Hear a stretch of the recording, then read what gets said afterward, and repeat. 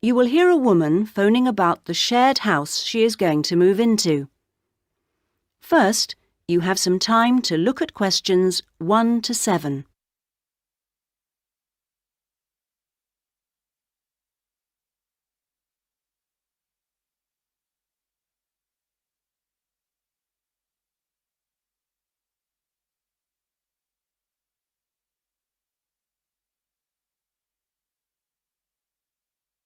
You should answer the questions as you listen, because you will not hear the recording a second time. Listen carefully to the first part of the conversation and answer questions 1 to 7. Hello? Hello, this is Hilary. I'm calling about the house. I'm moving in next week. Oh, yes, Hilary. This is Judith. I met you when you came to look at the house. Yes, I just had a few more questions I wanted to ask. Of course. Well, first, about the rent. I realise I didn't check what it included. Yes, that's important. It includes most things. We don't have to pay extra for heating, for example, just for the telephone, which is fair enough, I suppose. Local taxes are part of the rent, so that's not a worry. That's fine. Then I remember I should have sent my letter of reference to the landlord by now, but I haven't got his address. Yes, you should get that off right away. Address it to Mr. Crawley. He's at 14 King Street. Is that in Exford? Yes. And then you'll need to put the postcode, of course. It's AP12 7QT. Got that, thanks. I also realise I don't know exactly what the house has in the way of equipment. Is there a microwave, for example? There isn't. None of us feels the need. Oh, fine. I'm sure I can do without one too. What about a hairdryer? Maybe you should bring one, if you need one. I'll buy one, yes. And TV? Oh, yes. We've got 2, in fact. Was there anything else? I just wondered if there were any rules. Not really. We share the cleaning, things like that. We do have to be careful about loud music. Yes. So we've agreed that there shouldn't be any loud music after 9, and that we don't play music at all in the living room after 10. Up to 11 in your own room's okay, as long as it's not too noisy. That sounds good. And is there somewhere safe I can keep my bike? That's difficult. To be honest, lots do get stolen round here. We haven't got a garage, so we tend to park ours in the garden so that they're hidden from the street. OK. Now, I hope you like cooking. Yes, I do. Do you all have shared meals? Not very often, actually, but when the weather's good in the summer, we like to have a barbecue together, which we do each Wednesday. We tend to go out at weekends. Sounds fun. Before you hear the rest of the conversation, you have some time to look at questions 8 to 10.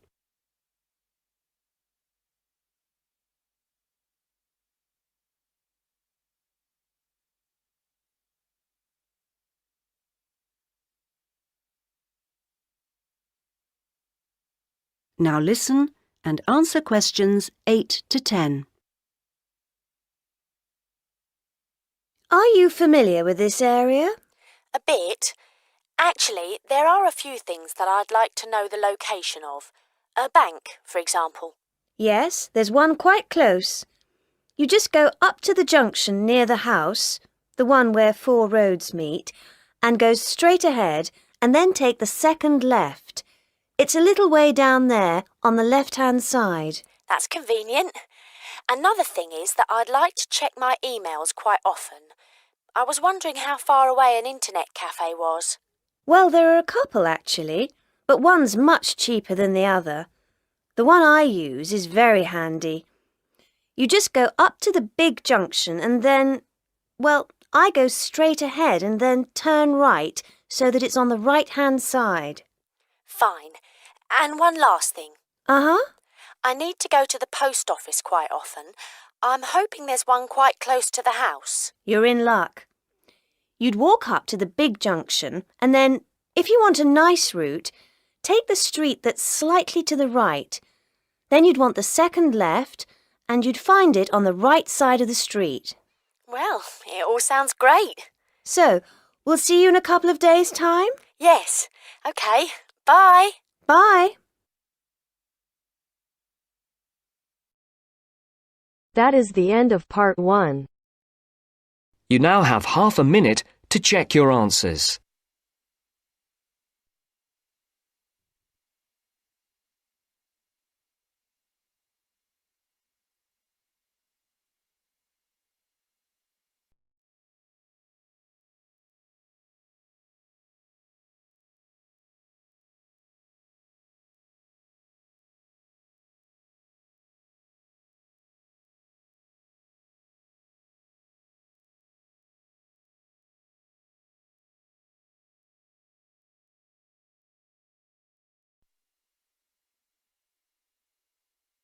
Now turns to part 2. Part 2. You will hear a tour guide welcoming a group of visitors to the British Library and telling them about the library and what they will see there. First, you have some time to look at questions 11 to 15.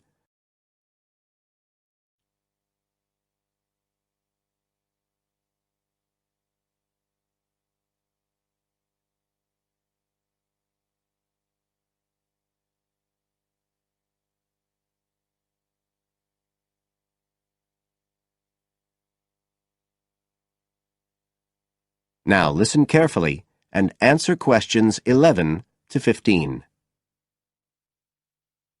Good afternoon, ladies and gentlemen, and welcome to your very own tour of the British Library on this lovely afternoon. My name is Tony Walters, and I'm your guide for today. Could I please see your tickets for the guided tour?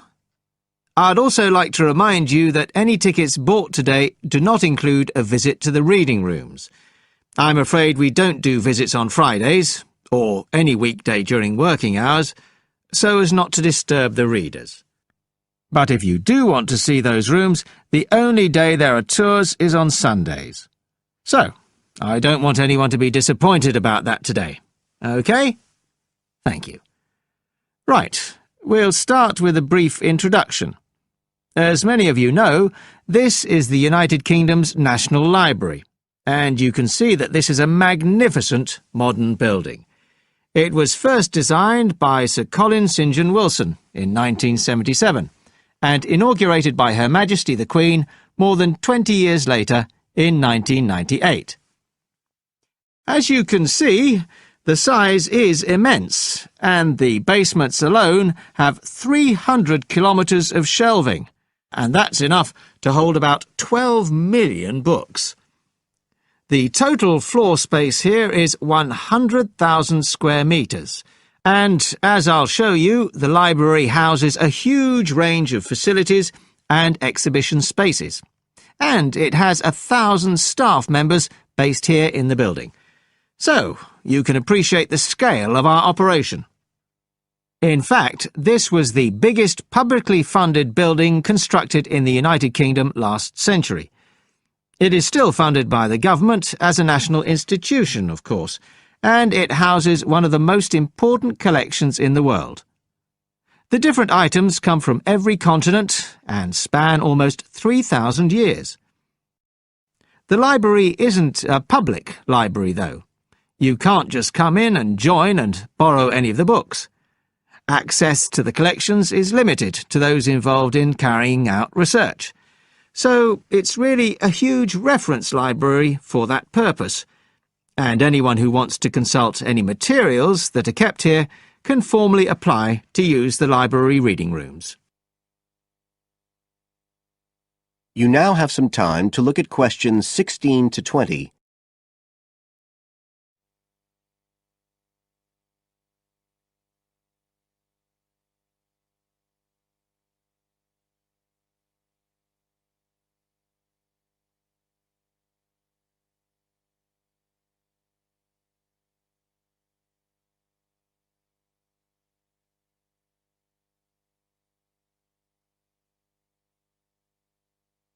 Now listen and answer questions 16 to 20.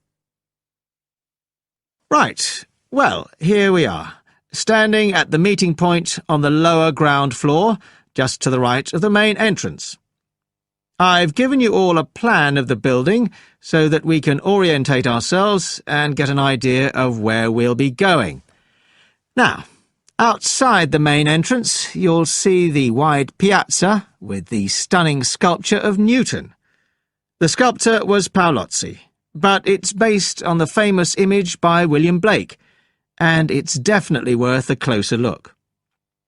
On the other side of the piazza from the statue is the conference centre, which is used for all kinds of international conventions.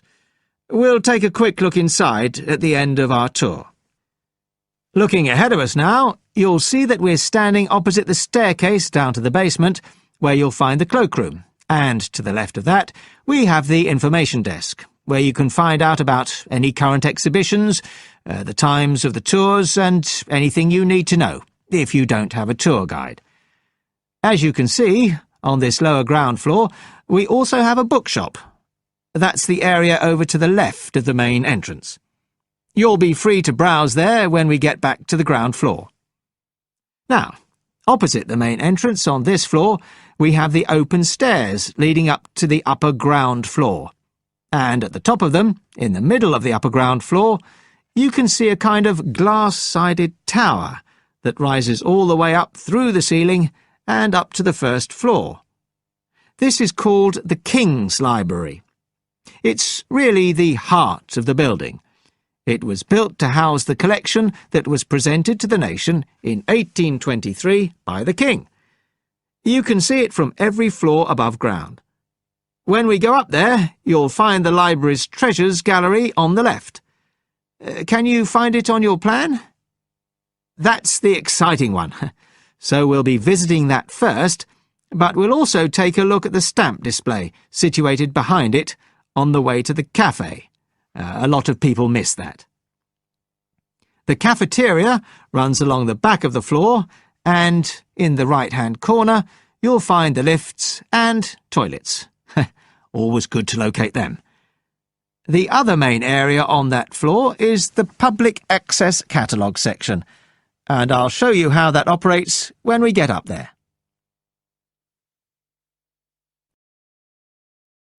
That is the end of part 2. You now have half a minute to check your answers.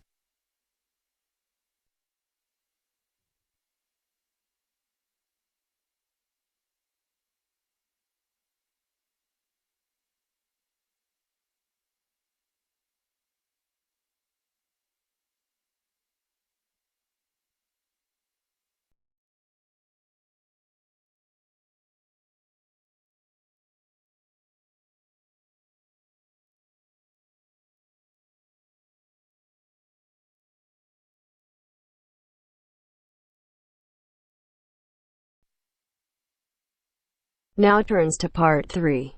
Part 3. You will now listen to a talk on bicycles. First, you have some time to look at questions 21 to 25.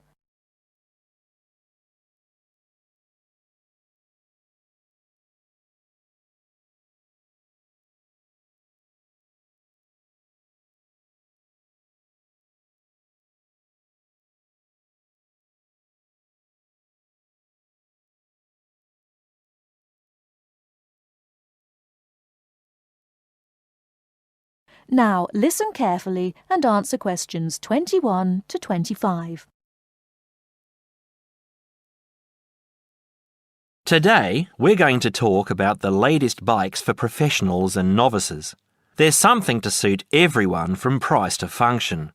The Atlantis is a touring frame. It's also perfect for commuting and trail riding, and anything short of super fast road riding.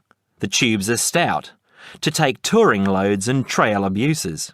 The tyre clearances are majestic, so you can fit tyres up to 2.35 inches. It's designed for cantilevers or V-brakes.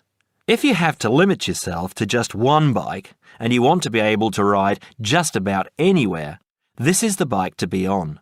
It is our most popular model for just that reason, and there isn't an unhappy Atlantis owner in the land. The Rambouillet, our all-around road bike, is available either as a frame with fork and headset for $1,400 or as a complete bike for $2,300. Compared to the Atlantis, it is a lighter frame, not intended for loaded touring or rough trail riding. As a road bike, it has side pull brakes. The Quick Beam is our version of the single-speed bike. We've done it a little better though. The crankset has a 42-34 combination, running an 18-toothed freewheel cog in the rear. And the rear hub is threaded opposite the drive side, so you can install a fixed cog of your own choice. In essence, you can have 4 speeds on the Quick Beam if you choose. The Quick Beam is available as a frame with fork and headset for $900 or as a complete bike for $1,300. This is a rugged, versatile bike that you can ride on the road as well as on rough trail. Before you hear the rest of the talk, you have some time to look at questions 26 to 30.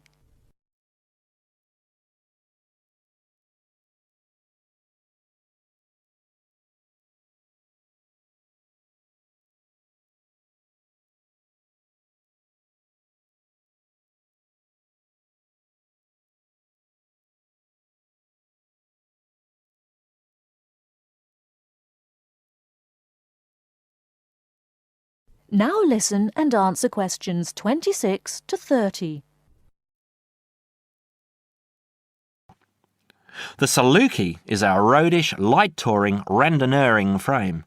It's designed for 650B wheels. If 650B means anything to you, you'll either love it or think it's marketing suicide. If you're new to 650B and a follower, you won't want it. If you're new and a rebel, you will. Now, I'll just talk a little about saddle comfort. The road bike, for the most part, has turned into a high-tech, uncomfortable machine, and the proof is all around us. Look through any bike magazine or catalogue, and you'll see the saddle up to 6 inches higher than the handlebars. It is impossible to be comfortable on such a bike. It forces you to lean forward, putting more weight on your groin, hands and arms. People ride these bikes with straight, locked-out arms and wake up with aching backs. They endure it, get used to it, or buy recumbents. When we custom design a bike for you, you'll be able to get a comfortable position. Your back will be between 45 and 50 degrees, and there will be a noticeable bend in the arms. And most importantly, your arms won't be supporting your body weight. You won't have to look up to look ahead, because you won't be hunched over and low. That means our bikes are more accessible for riding on the flats, or even for short climbs. We consider this when we design and build your custom frame. That is the end of part 3. You now have half a minute to check your answers.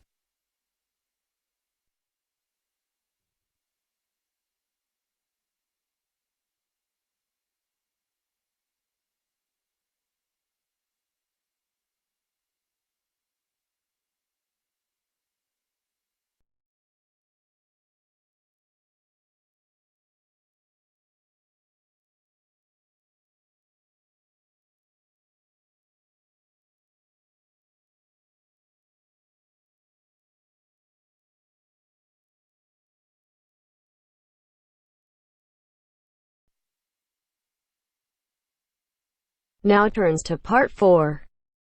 Part 4. You'll hear a lecture on MSG. First, you have some time to read questions 32 to 41.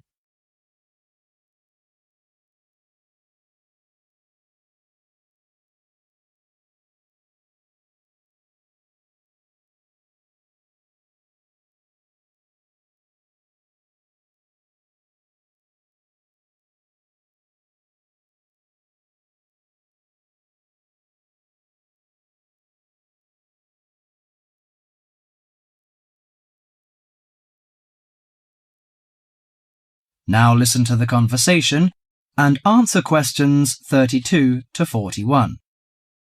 You've probably noticed that MSG appears regularly among the ingredients of your favorite foods. But what is it? How long has it been used? How is it used? MSG, or monosodium glutamate, is a chemical commonly used to add flavor to salty or sour tasting foods. The average person knows almost nothing about it, but today MSG is found in everything from potato chips to soup. Its principal component is an amino acid called glutamic acid or glutamate. It was identified by Professor Kikunae Ikeda in 1908, but Eastern cooks have been using glutamate-rich seaweed as flavoring for more than 1,200 years. Glutamate is found in two forms: bound glutamate, which is linked to other amino acids forming a protein molecule, and free glutamate, that has no link to protein. Only free glutamate is effective in enhancing the flavor of food. Foods often used for their flavoring qualities, such as tomatoes and mushrooms, have high levels of naturally occurring free glutamate. MSG is usually produced through fermentation of corn, sugar beets, or sugar cane. The finished product is a pure white crystal, which dissolves easily and blends well in many foods. Monosodium glutamate enhances the basic flavor of many foods. New studies also show that MSG elicits a unique taste that is known as umami in Japan and often described by Americans as a savory, broth-like or meaty taste. Umami may be the fifth basic taste, beyond salty, sweet, sour and bitter. As an integral part of cuisines around the world, this savory taste is common to the bouillons of Europe, the oyster sauce of China, the soy and fish sauces of Southeast Asia, the pizza of Italy, and the chowders and stews of America. MSG helps bring out the best natural flavors in a variety of foods such as meat, poultry, seafood, and vegetables. While MSG harmonizes well with salty and sour tastes, it contributes little or nothing to sweet or bitter foods. Results of taste panel studies indicate that a level of 0.1 to 0.8% MSG by weight in food provides optimum enhancement of the food's natural flavor. This is within the range of glutamate that naturally occurs in foods. Approximately 1/2 teaspoon of MSG is an effective amount to enhance the flavor of a pound of meat or 4 to 6 servings of vegetables or soup. MSG is a self-limiting substance. Once the proper amount is used, adding more contributes little to food flavor.